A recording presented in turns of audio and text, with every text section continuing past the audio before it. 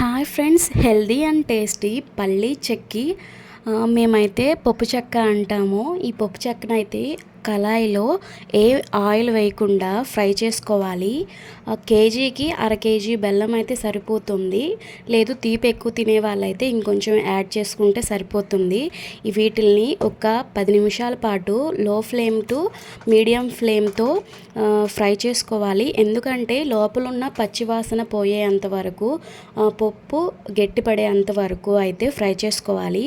ఇది బెల్లాన్ని కొంచెం నానబెట్టుకోవాలి. ఒక టీ గ్లాస్ వాటర్ అయితే సరిపోతుంది. వీటిని వేయించుకున్న తరువాత ఒక బేషన్లో కానీ ఒక చాట్లో కానీ తీసుకొని వాటి పొట్టుని రిమూవ్ చేసేయాలి. అప్పడాల కర్రతో కొంచెం గట్టిగా ప్రెస్ చేస్తూ అదిమితే ఆ పొట్టు అనేది ఈజీగా ఊడొస్తుంది. లేదు చల్లారిపోయిన తర్వాత చేతితో ఇట్లా నలిపినా కూడా పొట్టు అనేది ఊడొచ్చేస్తుంది.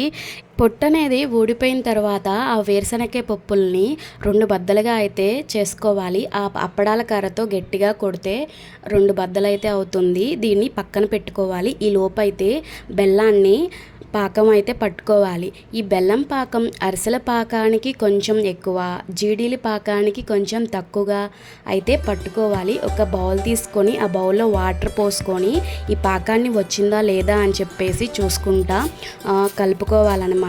ఇందులోకి కొంచెం నెయ్యిను, యాలక్కాయల పొడిని కూడా యాడ్ చేసుకోవాలి. ఇలా నెయ్యిని, యాలక్కాయల పొడిని యాడ్ చేసుకోవటం వల్ల టేస్ట్ అయితే చాలా బాగా అయితే వస్తుంది. ఇది నిజంగా హెల్దీ, ఐరన్ కూడా ఉంటుంది. పప్పులు బెల్లం కలిపిన ఏ పదార్థమైనా కానీ చాలా టేస్ట్కి టేస్ట్, హెల్దీ కూడా.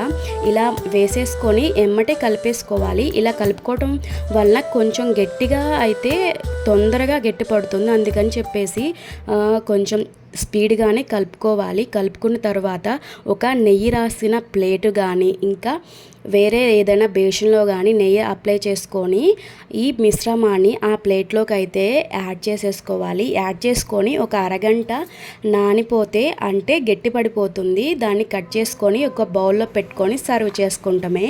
Thank you for watching. ఈ వీడియో మీకు నచ్చిందని అనుకుంటున్నాను. Please like, share, subscribe.